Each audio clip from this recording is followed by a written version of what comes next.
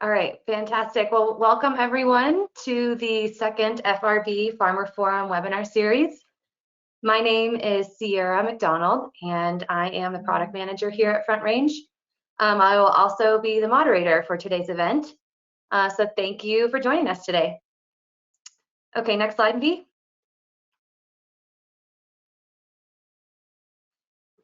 All right, so on today's agenda, we are going to be reviewing FRB's field trials, the importance of genetic diversity, and what to consider when selecting genetics for your region. At the end of the webinar, we will also have a Q&A section where we will answer all the questions you may have. Next, please. Okay, so who are we? For those of you that don't know us, Front Range Biosciences is a premier hemp genetics company that focuses on creating new genetics that are field tested and farmer approved. We have a very large variety of proprietary hemp varietals featuring unique cannabinoids and high terpenes. Our varieties have been verified through either genomic markers, true to type testing, and also field tested by farmers in over 22 regions of the United States. We have greenhouses here in Lafayette and Denver, and we have rooting stations all over the country. We also have breeding facilities here in Boulder and in Barcelona, Spain. And our tissue culture lab is also located here in Erie, Colorado. Next slide, please. All right, so let's meet today's panelists. First off, we have Megan Conybeare. Megan is FRB's technical agronomist and sales specialist. She is currently pursuing her PhD at North Carolina State University and is studying alternative crops and organics with a focus in hemp. We also have Chris Pauley. Chris Pauley is our lead research scientist at FRB. He is the brains behind most of our breeding events here. Chris studied the effects of hermaphroditism and colloidal silver on hemp at Colorado State University. We all good? All right, cool. Sorry, yeah, so he studied the effects of hermaphroditism, say that 10 times fast, and colloidal silver on hemp at CU, and is currently working on viral detection assays and secondary metabolite prediction assays, which are things like terpenes, cannabinoids, and flavonoids. We also are joined by Ben Holmes. Ben Holmes is our director of breeding here. Ben is also the owner of Centennial Seeds and the mastermind of some OG hemp genetics like Bayox and Auto 2. And then our special guest today is Dana Ryder.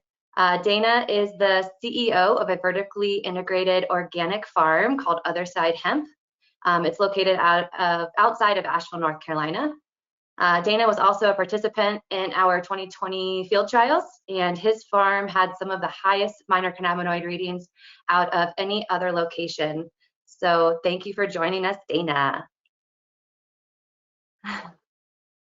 Okay, so let's get this kicked off. If you guys have any questions throughout the webinar, please post them in the chat and we will answer them at the end during our Q&A section. We also have some documents in the handouts. We have our crop production checklist and our product catalog available for you to download as well. All right, so without further ado, I believe Megan, you are up first. Take it away.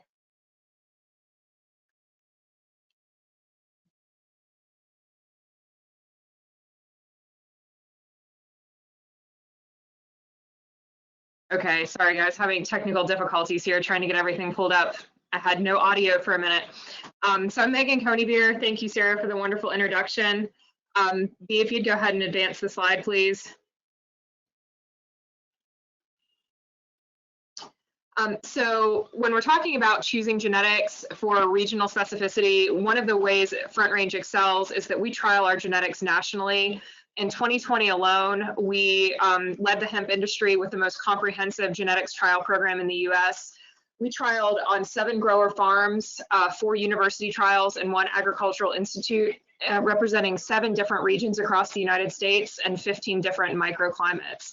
And so this allows us to really evaluate our genetics, how successful they are in unique microclimates, large scale regional microclimates like humidity in the southeast, rain and humidity in the Pacific Northwest, deserts, you name it, we touched on it. So we know our genetics work, and we know they work in some of the most extreme marginal environments across the US. View advance, please. These are the locations of our 2020 variety trials. As you can see, we represented pretty much every major region of the US. Dana Ryder, who's here with us today, is actually from Sandy Mush, North Carolina. And Dana is a really unique microclimate. He is in a temperate rainforest on the banks of Sandy Mush Creek. And so he's going to talk to us in a little bit about his farm and the background and the challenges that he faced there. But as you can see, we had some northeast, pretty high up in Vermont, down into Florida, the Gulf Coast of Alabama, the eastern shore of Virginia. In Wisconsin, we had both University of Wisconsin and Michael Fields Agricultural Institute, Longmont and Frederick, Colorado, UCANR in California, and Portland, Oregon. Go ahead, V, in advance, please. So why are variety trials significant? The biggest and most important reason we run variety trials is that we want to optimize our varieties for national versus regional production. It enables us to have varieties that we recommend specifically for the Southeast or the Pacific Northwest, or a very dry climate or a very humid climate. And we also have varieties that are bomb-proof across the country and that do well nationally regardless of the microclimate in which they're located. We also look at our varieties and evaluate them for indoor versus outdoor production. We have several lines, like the Pinnacle Pine, that excel in both environments for smokable flower. We have other lines that are very large plants, like the Abigail, that do really well for biomass production outdoors, and our trials allow us to make those decisions. We also evaluate plants for vigor, pest and disease resistance, and environmental stress response. So high humidity, low natural rainfall, so low water, not enough water, excessive water in Dana's case, too much water, all the water in Western North Carolina. And then we also locate novel phenotypes and chemotypes, minor cannabinoids like CBC and CBDV, phenotypes that, like our Valerie line, that have flower that dents up later in the season and resist mold and caterpillar damage. And all of those things were discovered during our variety trial process. Dana, do you want to talk a little bit about your experience running the variety trial on your farm and kind of the uniqueness of your environment and what some of the things were that you liked about running the variety trials?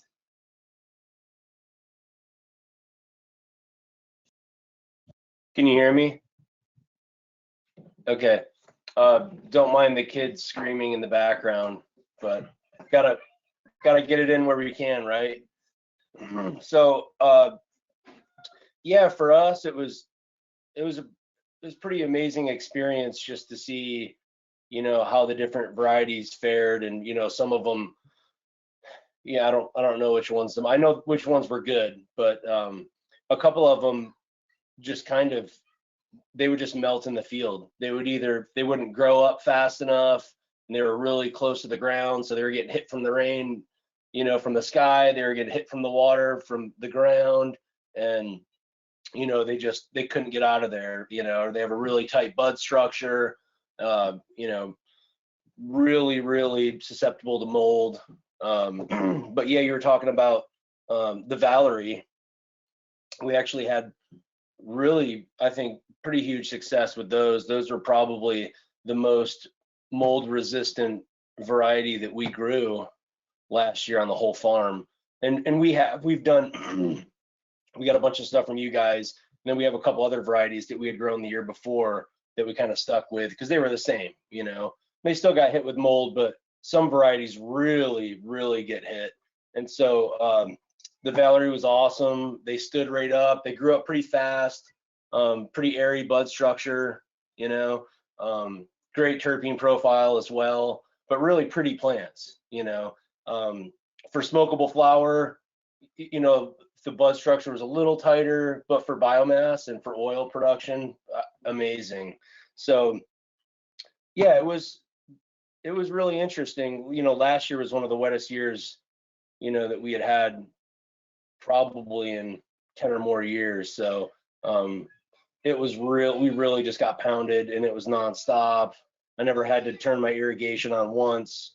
So it was probably a little bit more. It does rain a lot here in general, but it was more, than normal.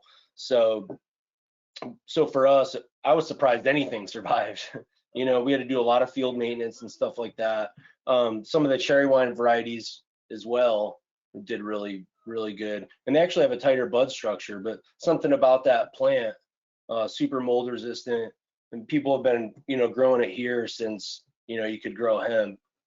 So, I think some of the And farmers. so the one that you liked in the trials actually are Southern Spice now. And so the CW that you were referring to in the trials actually was one of the top 3 winners, along with the Valerie that you really liked, and made it into the commercial lineup. And so we have the Southern Spice available.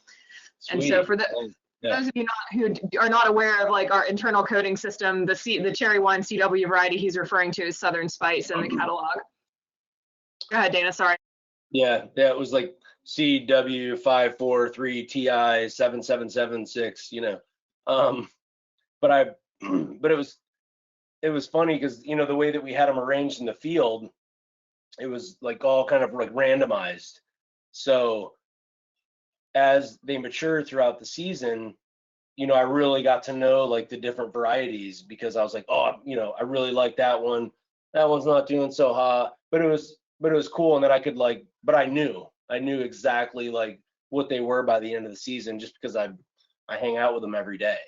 So, for us, we really enjoyed, being a part of that, mostly because it's so hard to grow here. And it really does depend on the variety. And where we are, we don't have, if we were even like up on a hill or something like that, and we had a little bit more air movement, that would help.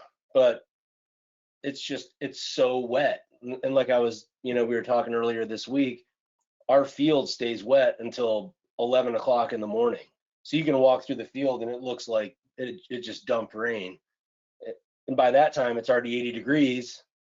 So once those flowers are starting to, to bloom and then, mature and, fatten up, that moisture just cooks in there. So that's just like a breeding ground, for mold and pests. So we're really up against a lot. There's a lot of maintenance involved, but I do think that, well, obviously like genetics are the only way we're going to make it around here. And that's kind of like, trial by fire, because, we grew the first year and lost like at least a quarter to a half of our crop.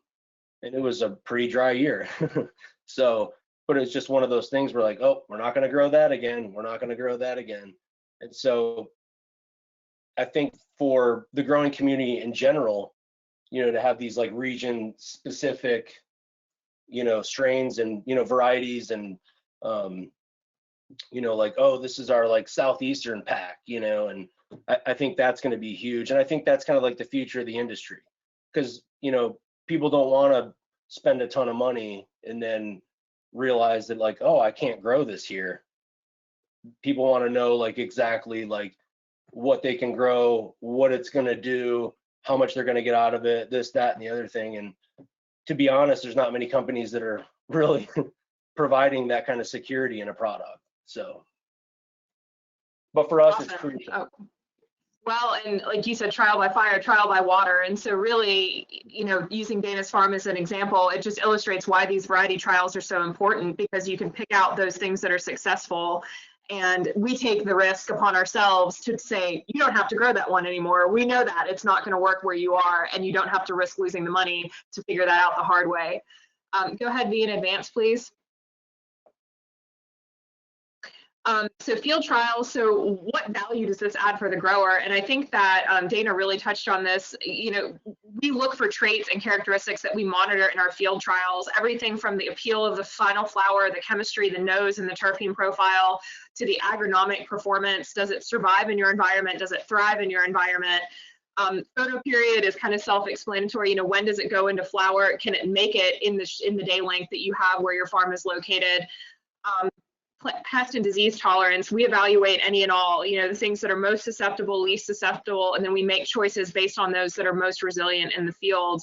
And then also we look at extraction and recovery ease. So what kind of yield are you getting? What do the extraction efficiencies look like? And we choose varieties based on that ultimate, you know, bottom line performance of can you earn revenue with this plant. One of the most important things we monitor is how compliant all of our plants are for total THC compliance, and all of our varieties can be grown to total THC compliance in the field and indoors.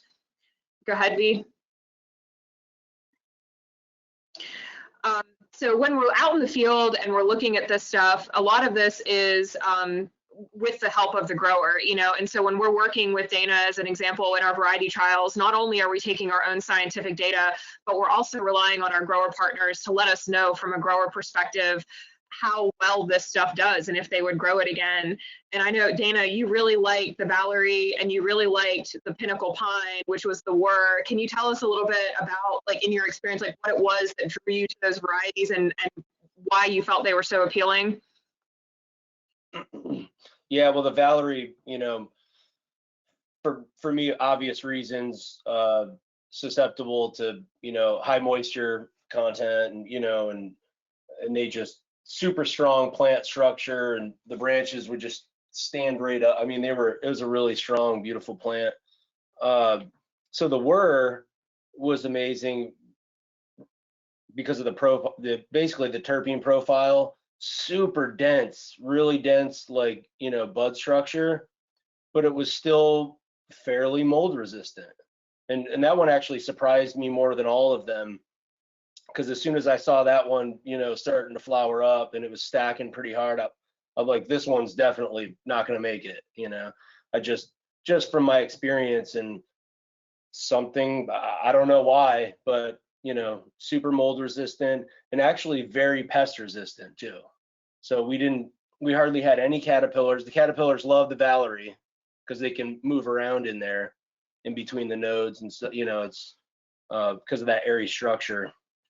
So they were chewing on those pretty hard, but the Whir was pretty much untouched by bugs. The only you know, takeaway from it, I don't know, I wish they were a little bit taller like mine. I planted a little late last year, and actually I think the rain stunted the growth in a lot of my field because my yield was way smaller than the year before. So I'd be interested to see with like an extra few weeks of veg time what those things would actually do. And we're actually going to be doing like a little indoor grow coming up here soon too. So I'm really excited about that. That's awesome. Yeah, you like the Pinnacle Pine, which is the Whir, the Pinnacle Pine so much you asked for it back, and so you get to play with it again. It's going to be exciting to see how it performs. Go ahead, V, and advance to the next slide, please. So field trial winners, there are winners and there are losers. And so this year, Dana was actually instrumental in helping us select several of these. Our standouts from the variety trials were the Pinnacle Pine, which is a really incredible terpy variety for both predominantly for smokable flower, but just very, very high density in the flowers, lots of terpenes that stick through the dry and the cure process. It smells like cannabis, and all of our growers are really happy with that. The Southern Spice is another one that was just absolutely bomb-proof. We call it Southern Spice because it is one of our later maturity varieties, but it did well throughout the United States. It performed well in Oregon, throughout the Southeast, and in the Northeast, but it can catch frost in the fall if it's grown too far north. Of our field trial winners, we had 4 new varieties this year. Both of our seed lines were very, very successful. The Valerie and the Trifecta, so successful, in fact, that we are actually sold out of those for the season, and very, very quickly. So that's exciting. We also have other new varieties that are specific region to region, looking for drier Western environments and the Northern and Southern US as, you know, very challenging locations. Sorry, also have a 6-year-old screaming in the background here. So we go ahead, V, and proceed, please. So am I to my point where I switch off? I've lost track of what slide we're on. Is this you, Chris? I'd say I can take over. Thanks so much. I'm going to hand it off to Chris Foley. Thank you, Megan. And yeah, so within the idea of trying to get the variety that's right for you, genetic diversity is one of the most kind of essential pieces of this puzzle, that you really want to find a wide range of genetics, and that's something Front Range has, and we've been breeding for a while, from kind of a world stock of germplasm that we use as breeding parents. And so we're able to kind of mitigate some of these risks. And we've seen this in other crops before as well. So monocropping is where you take a single clone line and you plant your entire field of that clone line. It's great for uniformity. It's great for a consistent product to come out of it. You're pretty much guaranteed what you're going to get, and you can predict it really well. But one single pest could come and eat your entire crop then. And so that's something that we really try to mitigate that risk by pushing seedlings more than clones, or at least a diverse set of clones that you're going to buy instead of just stocking up on your single favorite variety. It mitigates the risk of something coming in and knocking out the whole field. But even within a single cross, so like for a given lot of the Valerie seed that we have, you would be able to see genetic diversity in those individuals. And kind of it's shown in this picture down at the bottom, just how different each hemp plant looks. It's kind of like all of your brothers and siblings of your family. That's kind of how a hemp seed lot is analogous to, that you have all of these genetically distinct individuals that have each their own resistances, their own susceptibilities. And so by getting a good seed lot with these kind of resistances bred into them, you're going to have a better chance at making sure some of your crop is successful that year. We are seeing kind of these superior varieties. What happens in bananas and some of these other crops is that this new variety comes out, it's resistant, it's great, everybody wants to grow it. And we're starting to see that in cannabis. We're seeing new higher yielding things, especially in marijuana. The lineage of the most popular strains right now is really limited. And so that's something that with a really diverse germplasm, you can kind of introduce more of that genetic diversity and kind of diversify what we have available to us. And then so within kind of why you want to do this is to gain that tolerance. So it could be for this last year, we've seen hurricanes and tornadoes and floods. And Dana, I'm sure, can speak to some of that, but having this diverse crop is really going to show you which ones can survive this extreme weather event that you couldn't have predicted this year, or which ones, this new caterpillar that shows up to your field, which ones are going to be resistant to it. And so it's also within nutrient stress too. That's a big thing. Each plant has its own nutrient use efficiency. And so you're really getting into what's working with your system that you have going on, and the wide range of genetics that we have to offer is kind of something that will let you dial in what works for your system. And Veronica, if we go to the next slide, please.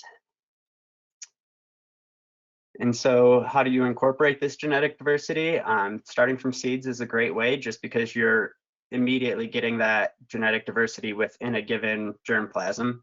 And also having more than one germplasm is kind of what we'd recommend for anybody. That gives you the ability to find new product lines coming from your products. So instead of just making one terpene profile of a CBD crop, you can make 2 or 3 different CBD products, or maybe a CBD and a CBG product, or CBD and CBDV. The kind of list goes on of all the different combinations and how you can diversify yourself in what you're actually producing. And so it's not really just producing a single crop that you're trying to produce X number of pounds of biomass a year. It's how many pounds of biomass can I do for each of these subsets of products that I can produce. And within that, you also get the advantage of having that genetic diversity to get the more safety of ensuring you're going to get some of your crop no matter what happens this year.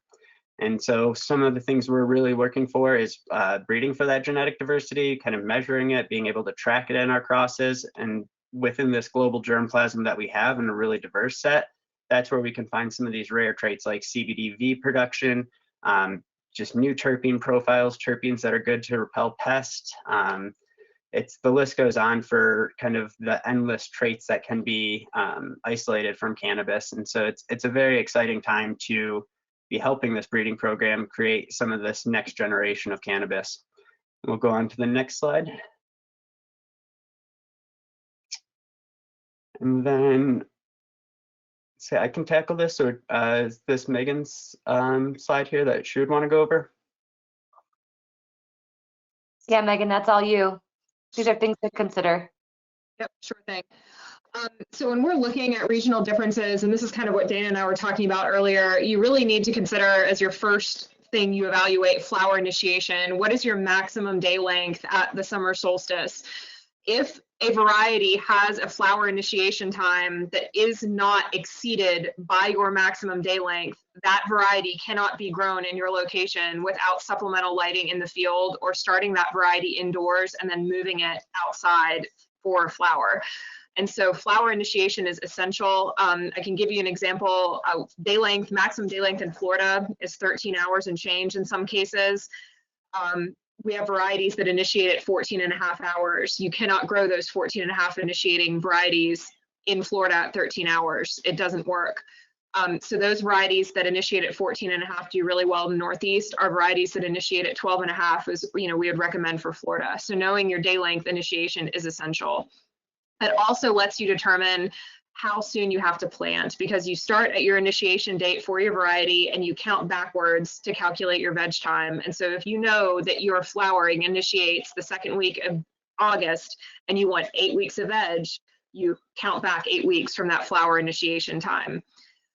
Flowering and finishing time is also very important. Once a flower initiates, it has a certain trajectory that it takes to finish, extending anywhere from 6 to 12 weeks, depending on variety.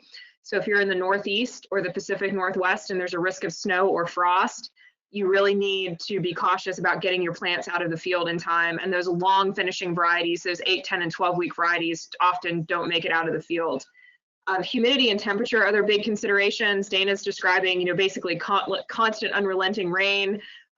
Mold resistance is really important in those environments. High heat affects the plant's ability to utilize water and CO2. And so if you're dealing with hot, dry temperatures, you'll have issues with nutrient uptake, photosynthesis, and all kinds of other problems. So understanding the biology of the plant and how it relates to the humidity and temperature of your environment will help you make a better variety selection. Plant habit is another one. Tall, sativa leaning varieties, short, more squat or stocky, indica leaning varieties, or hybrids that lean more heavily toward an indica or sativa may be better for your environment. In high humidity environments, the sativas tend to do a little bit better. They're taller, they're more open habit, allows better airflow, and those really dense indica plants tend to build up. What? Go ahead. Oh, someone was unmiked. So those indica plants, tend to have less airflow. So the dry deserts, indica all the way, sativa varieties tend to do better in those high humidity locations. And finally, terpene profile, what are you growing for? If you're growing for smokable flower, terpenes are going to be very, very important to you. If you're growing for extraction, cannabinoid concentrations are going to be very important to you. And we have seen that certain terpene profiles and certain varieties, hey, they can hear you. Certain varieties can resist pests based on the terpene profile. And Dana was describing, what he witnessed in his own field with those particular varieties and terpenes. Go ahead, V, and advance, please.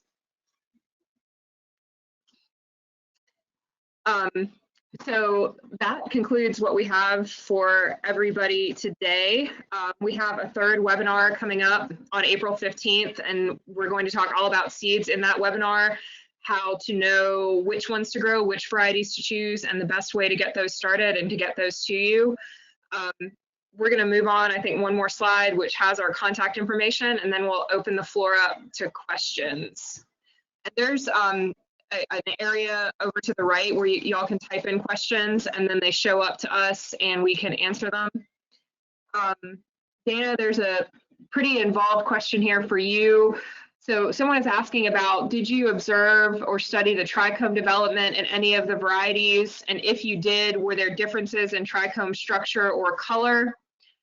And was there a relationship between trichomes and any of the mold resistance that you witnessed in the plants? Wow, that's a good one. It is. So I didn't check out I always check the trichomes, but I didn't go into depth about that. I didn't really notice much out of the ordinary, but I definitely didn't make that connection. So, but that's for the, I I haven't made that connection and didn't even think about it, but definitely something to look towards this year, I guess. Ben, what have you Sure. observed in your breeding exercises? What's that? You're muted, Ben. Sorry about that. I'm reading the question on the little chat bar here. It's pretty involved. The trichomes are generally in a range of size. I don't know of anything we have that's exceptionally, large or small. They're generally sort of a range of trichome sizes. Color in the trichomes definitely occurs. In that sieve cell plate, you'll see a purple pigment, which when you look through the trichome, it magnifies like a lens. A trichome is a lens, by the way, and it turns purple, so it appears purple, but it's really down in the very base plate where the reactions occur. Are there sessiles? Or there always are. I don't know if there's really a trichome connection to mold resistance. It seems to be more of a foliage issue than a sepal or really densely trichome tissue. So I don't know of any connection to that, but that's Yeah, and the only time, and I basically I pay attention to the trichome. That's kind of an indicator for me when the flower's finished. So it does get darker. It goes from like clear, and then it'll, like, what I've seen is it'll get darker, like amber color, once it really starts to mature. So that's kind of like what I look for to know, like, okay, this flower's like really pumping oil. It's pretty much done. So, but yeah, I've never even thought about like mold or pest resistance, but I know people are doing a lot of research on that stuff. So, Was there a connection data that you observed with terpene profile and pest resistance, particularly with caterpillars? Well, I would say definitely with the whir, because that was one of the most like terpene dominant like plants in the field, and like I said, like the pests wouldn't even, nothing touched those at all. So I don't know if that was like a true correlation, but that was something that I witnessed last year.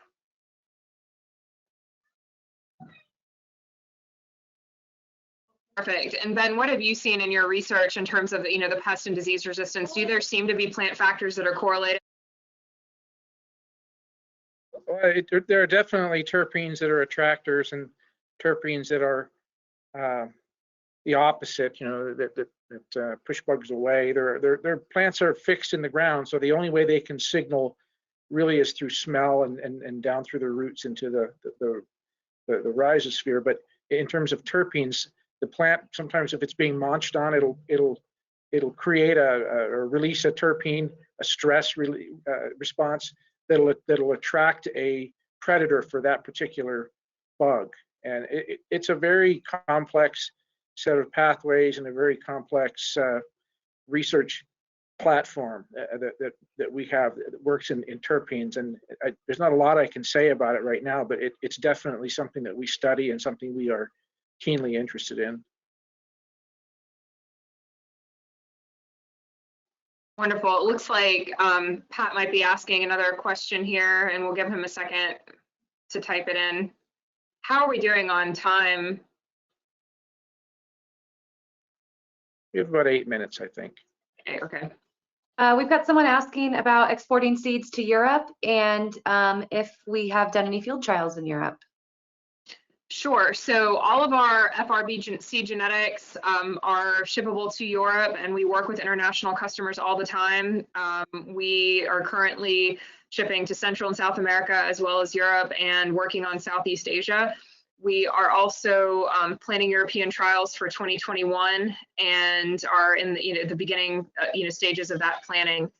So yes, we can get you our genetics, and we're preparing to trial them in Europe. So Dana, the question for you is, of the cultivars you smoked, can you tell us about the nose and the inhale exhale of your dried cured flower from the trials? Any other products you're manufacturing, for that matter, from the genetics from the trials? So the Valerie, we did pretty much all of our Valerie into biomass, just because the shelf appeal wasn't really there because of the loose area structure, but heavy oil producer. So that our crude from that was like exceptional, and it was actually like pretty floral too. It was crazy. So there's, depending on the location of the field, they differed, but the one in particular that really just kind of like, wowed me was this was actually had like a little bubble gum, really super sweet, but also like piney and a little bit of pepper, on the backside, but like super smooth. And it was one of those ones that, after you smoke for a half an hour later, you still have the terpene, you can still like taste it in your nostrils and in your mouth. So it was really, really pungent. That's basically why I hit Megan up after. I'm like, we have to have that next year. I need to grow that indoor, because indoor I can really kind of dial everything in, and the environment's up to me. So I don't have to worry about, pests and all that other stuff, because I can control that in an indoor environment. So I'm really excited to see like how much better, or, they kind of turn out after being indoor grown. And you're also producing some other products, value added products with the extract, and then some shatter and other things as well, aren't you? Yep. Yeah. And so I actually just dropped off a big tub of Pinnacle Pine to my friends. They do BHO extraction, and that's what we put in our cartridges. And so our cartridges, we don't even add terpenes. We literally take the shatter, put it directly into a cartridge, so you kind of get the whole plant experience. So we're actually doing that with Pinnacle Pine, and I'm super excited because it was way more terpy than anything else that we've pretty much ever grown in the past few years. So those are going to be really nice. And like I said, in the Valerie, the crude from the Valerie was like exceptional, and pretty high numbers for crude. It was like in the high 50s percentage wise. That's awesome. And we have Pat's asking, what is the WUR? So WUR is the technical name, Pat. That is Pinnacle Pine in the current catalog. So it's currently available as a clone, and we do have 2021 availability starting with shipping week 18. All right, we have another question asking about what are the crop and row spacing, like the main dependencies, and what would be preferred for extraction? Sure. So normally we see anywhere from 3 to 5 feet inside the row, depending on variety. But the larger plants that you would grow predominantly for extraction would normally be on a 5-foot spacing between the plants. And then the rows would be spaced at 5 to 7 feet on center. It's normally determined by the type of equipment that you're going to use to cultivate between the rows. So we have some growers that do 7 feet on center and run a riding lawnmower down between the rows. We have other growers who do 5 feet on center and take a walking tiller between the rows. And so some of that is just going to be how you're managing your field, but depending on the variety, shape, form, and size, 3 to 5 feet between the plants within the row. So varieties we talked about today, the Valerie would normally go out on a larger spacing of 4 to 5 feet. The Pinnacle Pine would go out on a closer spacing of 3 to 4 feet based on plant shape. All right, well, just so everyone knows, this webinar has been recorded and it will be available on our website. So you can always check back and send this to your friends, family. I guess we will adjourn. We want to thank everyone for joining us today. Thank you, Dana. Thank you, Ben, Megan, Chris, Polly. You guys were great. Keep a lookout for webinar number 3 coming soon. Peace out, y'all. Later, y'all. Bye. Thanks so much.